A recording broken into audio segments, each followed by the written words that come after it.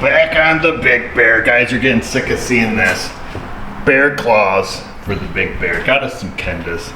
Stock sizes, some 25/8/12s and some 25/10/12s. New tires, the ones that are on it are pretty dry rotted. And frankly, I wanted new tires. I think these have some kind of sealant in them, possibly even fix a flat, because I've seen some areas where there's poke holes, and then I've seen some oozy goo come out of them. And yeah, so there's that 3-star tubeless 6 plies. They came from the slow boat from China, so when these babies came in, the beads were sucked right together. I don't know if we're gonna have a hard time mounting them. I imagine we are. Let's put a couple on there, see what she looks like. Doing it during the normal work day. That reach? Oh, almost. That's probably close enough for what we gotta do. Let's see. Can't do that with a car. I just don't feel like getting a floor jack, let's be honest. Alright, let's grab whatever size this is. 17 mil it is.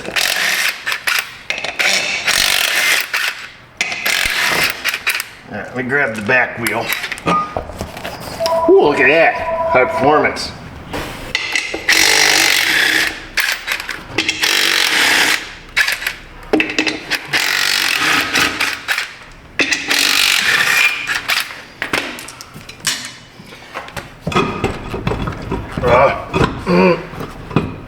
Gotta pull the hubcap back here. I think that's sitting right there.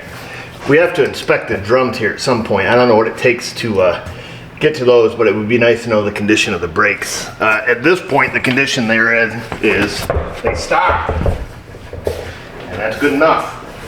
Now, when I do ATV tires here at the shop, I like to leave the air in them. The drop center on these is pretty big, but the little lip that holds the bead can be a real son of a bead. So you leave a little air in it, gives the tire some structure. Get that, oh, it's got some stuff in there. It's like grease, it's kind of nasty. Try this side, it may or may not work. Ah, rookie mistake. There it is. I should have known better, folks. Oops. That's the only downside to breaking them down with air in them. Those ones didn't break too bad. The other rear one I'll probably let down. So here's the other thing you got to pay attention to. See, the drop center on this side is that far in. And on this side, it's only that far in. So you got to do these upside down. You try to do them the other way, you're gonna ride the struggle bus.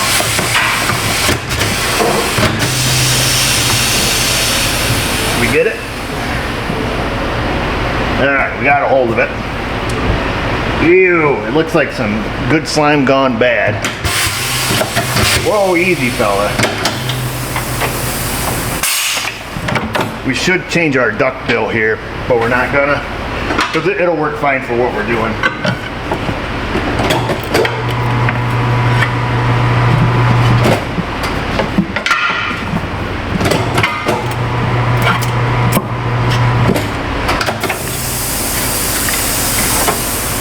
There's that. It does have tire sealant in it. Most of that stuff's water soluble.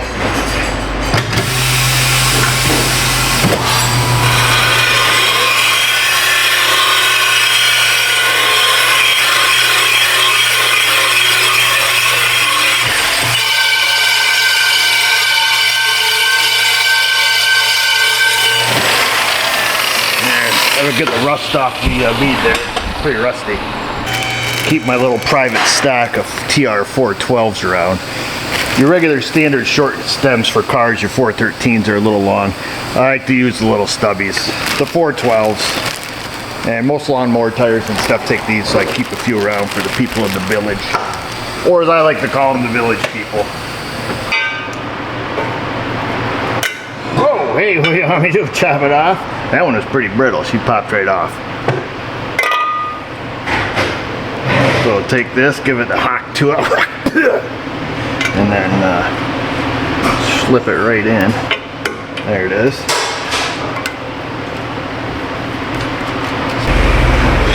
We don't want our rim getting rusty, so we're gonna give her some of this. It's Fry Lube. You can Google that, F-R-E-Y Lube. It's an anti-rim rust, tire safe lubricant. Comes in a yellow pail with blue lettering. Is getting ridiculously expensive. I don't know why. Even the off-brands are getting expensive. The Fry Lube is the OG stuff.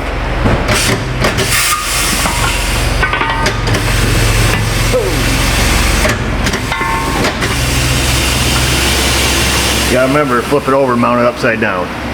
Anybody who wants to argue with it says, oh, you can mount them the other way, you're wasting your time. Well, you're an idiot, okay? Look at the drop center. You always mount your wheel, or your tire on your wheel, with the short drop center. You start on this side.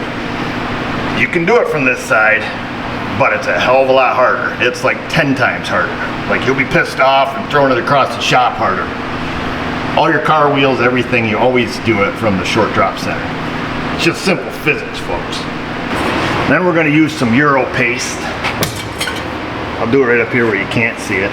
It's white, it's slippery, it's like KY for cars. It's the Astroglide for tires. It's good stuff, super slick. Comes in a bucket. We use it in place of all other tire lube. Works really well. Waterless, won't rust your wheels. You know.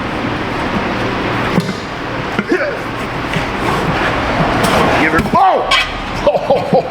She almost slipped right out of my hand. There we go. Make sure you have it going in the correct direction. Nothing like getting done doing tires and having 4 lefts. Am I right? Oh, thought I could do it. I think I can.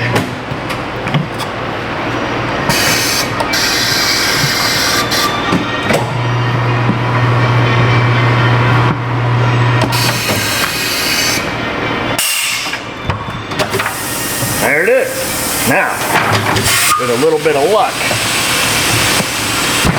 we'll be able to blow it up. It looks like this one we will. I have one at home, so we'll get her close and we'll have to adjust them later.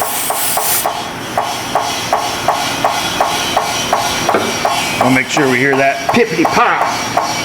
Oh, that inner beat's gonna go hard as a mother. You know how hard mothers get. Oh, they're both gonna go hard. This is scaring me. Let's do this. We're not very high pressure, but we're gonna be. All right, clear. Woo! That's one. Ah, that wasn't as near as dramatic.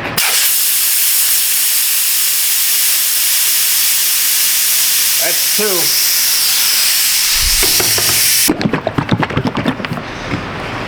This is gonna raise some controversy. I am not an advocate of tire slime, fix-a-flat we'll say, in automotive settings. My experience having little lawnmowers and such.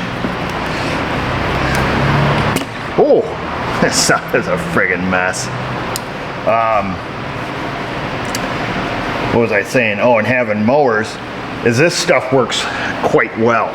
Now, when I used to ride a lot of mountain bike back in the day,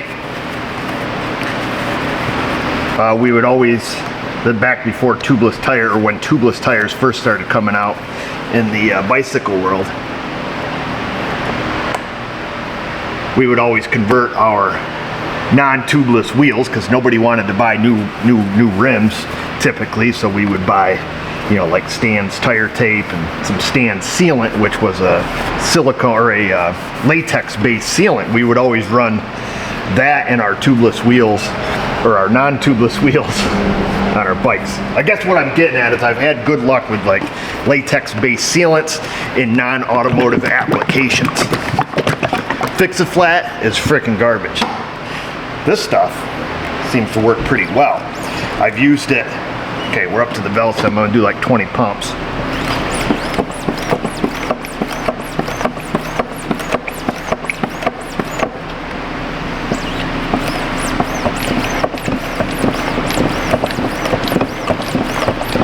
We're gonna do 21 for good measure.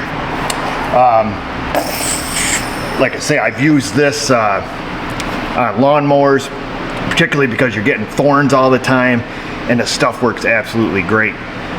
No more frigging around with all these little tiny pinpricks. You guys may have a different opinion. I would be happy to hear that. I would never put that in an automotive tire. I would never put it in a tire that had, you know, a TPMS sensor, and I definitely wouldn't put it in anything that goes much faster than this machine. Back when I had ATVs, wow, this guy used to have stuff.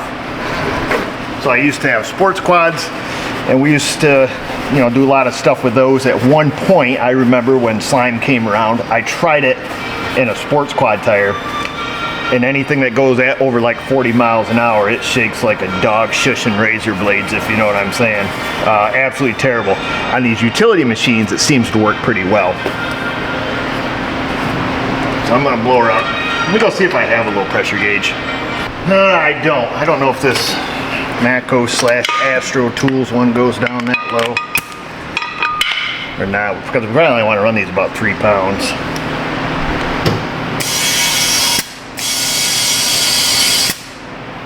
Oh, it does. Alright, so we'll set them at 4 PSI. We'll see what that is. It might be a little bit too much. And we'll do a front tire. Yeah, I'll be curious to hear your guys' thoughts on the tire slime. Like I say, slime, I'm okay with that type of sealant. Like I say, when I used to ride bicycle a lot, the Stan's no tube was really great. Fix-A-Flat though, that's a totally different bird. It'll get you. If you take your tire into a shop to get it changed, you got it full of sealant, tell the guy so he doesn't make a mess like I did. Or not. Maybe you don't like him.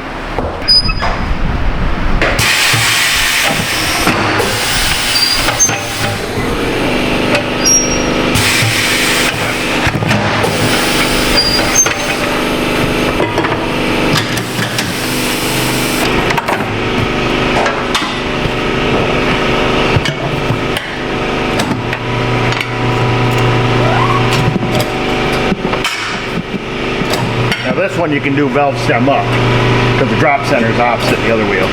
Huge drop center. This one you would never do backwards. Man, I don't know what they use in there. That stuff's nasty.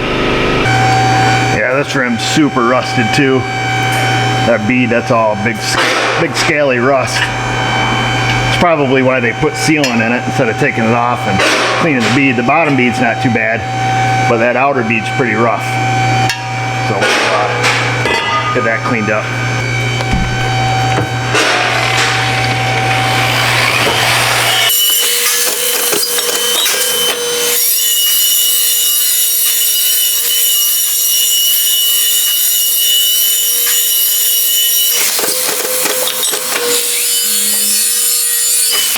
Yeah, the bottom one's not too bad.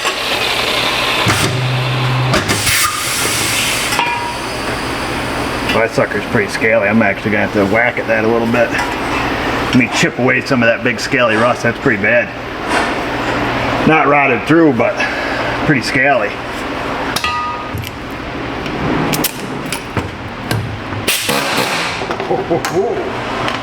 Come on, man.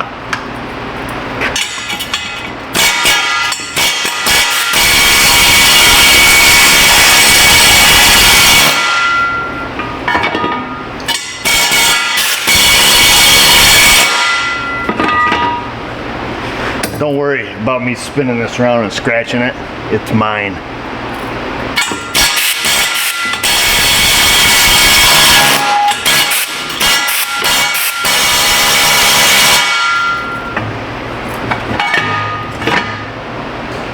All right, good enough.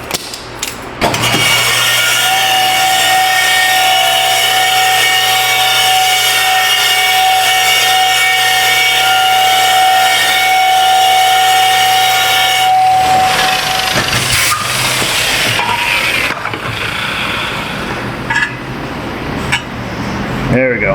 Good as it's gonna get, folks. Put the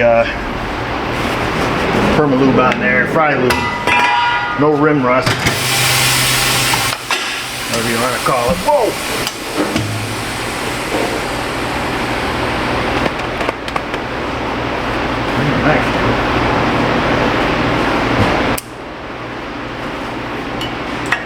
Well, that one's pretty brittle too.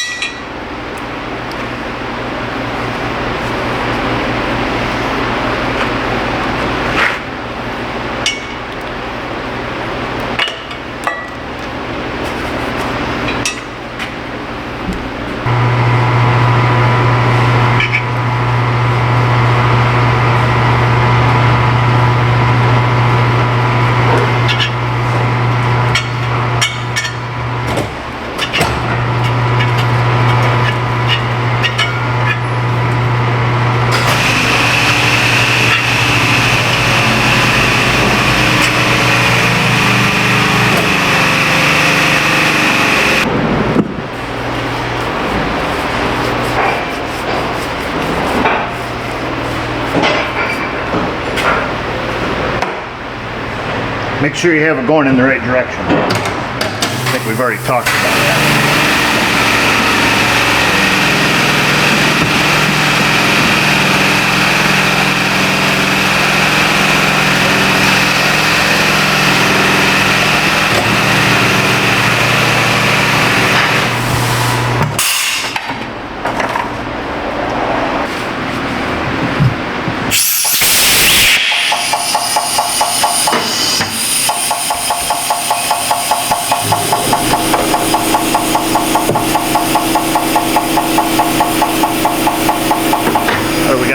Clamp this one inside, did we? Yeah, just want to make sure.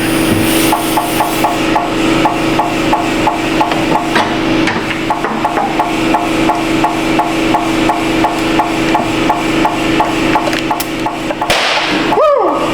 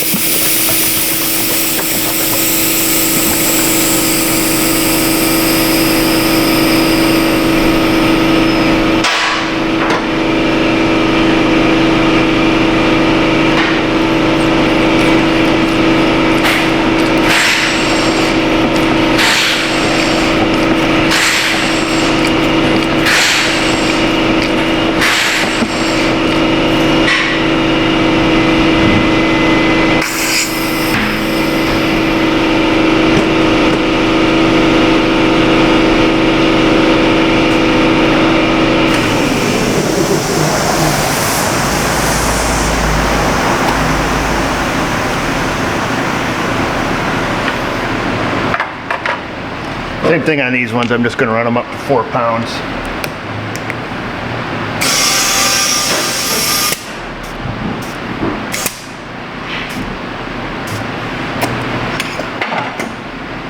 Like I say, that may be too much, but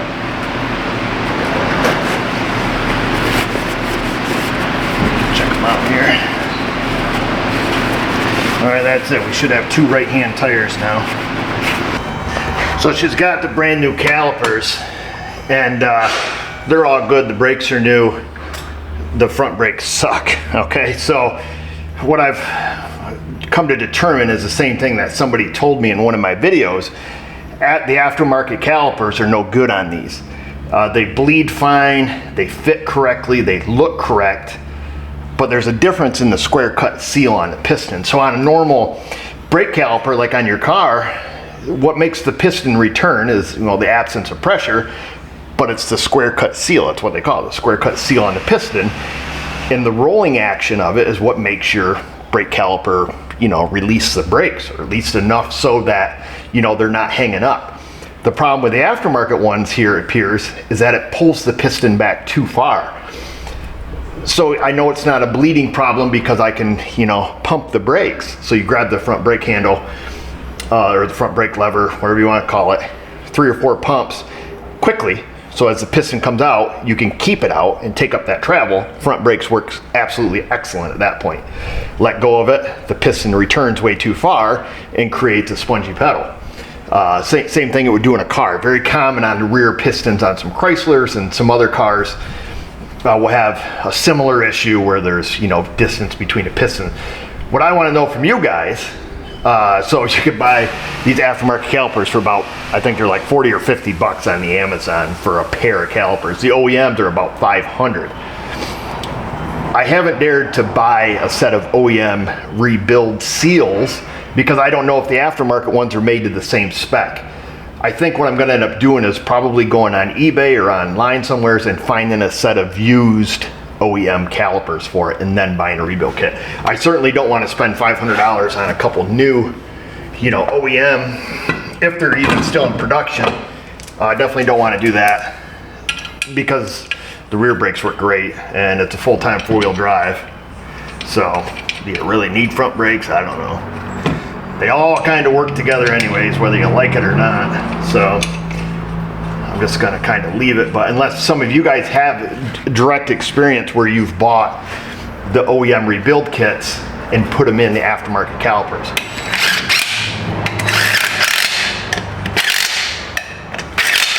Or if you know a good source, if you know a good source of aftermarkets that actually work. Getting a little carried away here.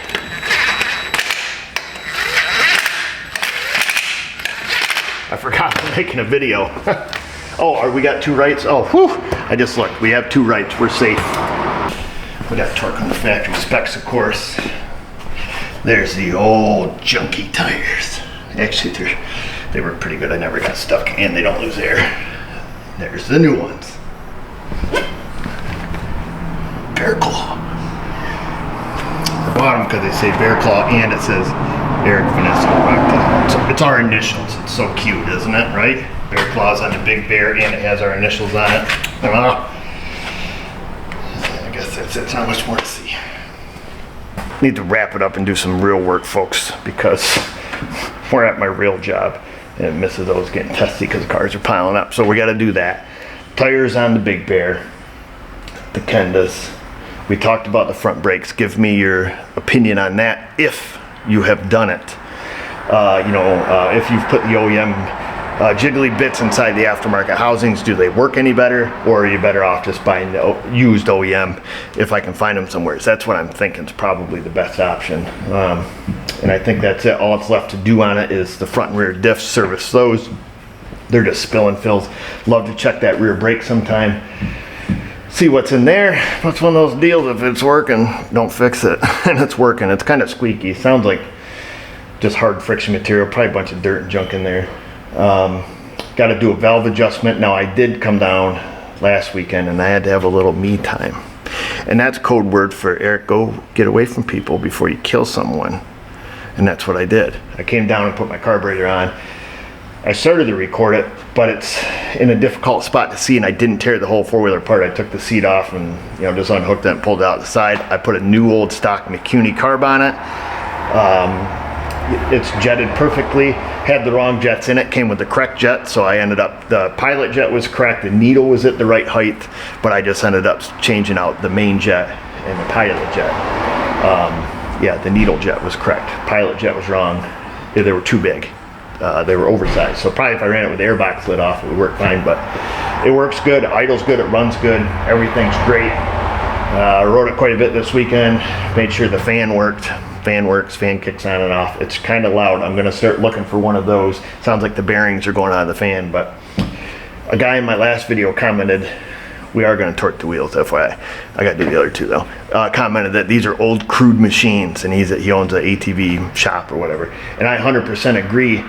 And in response to that response, thank you for leaving your comment, I intentionally like these old machines because they are old and crude. They're old and crude, and they don't have any of this electronic crap that we deal with every single day that I watch it destroy people's lives. I don't know if it gets that dramatic, but I didn't want a new four-wheeler with electric steering, a PCM, a fuel pump, fuel injectors, map sensors, and all the other garbage that I work on every single day. I want something old and crude and simple and just straight mechanical. Because when it breaks, providing we can get parts, we can easily fix it, and we don't have to go to the dealer for anything. We don't have to look for a scan tool. We don't have to try to flash codes. We don't have to wonder why our digital readout's not working. I like old machines. These, the King Quads, the old 4-tracks, they're all really great machines, I think, in my opinion. If you're in a PP swinging contest with your neighbor and you gotta get the new Yamaha CF Moto 7000 triple cylinder, 4 turbos, 7 computers, and 3 seats and dual wheels, go for it. I'll take $1,000 Craigslist special, put a little TLC in it, and have a good machine for a lot of years. I was 24 years old and don't have a ton into it. Probably at the top end of its value as far as what I have into it. But realistically, if I can get parts or I find another parts machine, I'll get another 24 years out of it.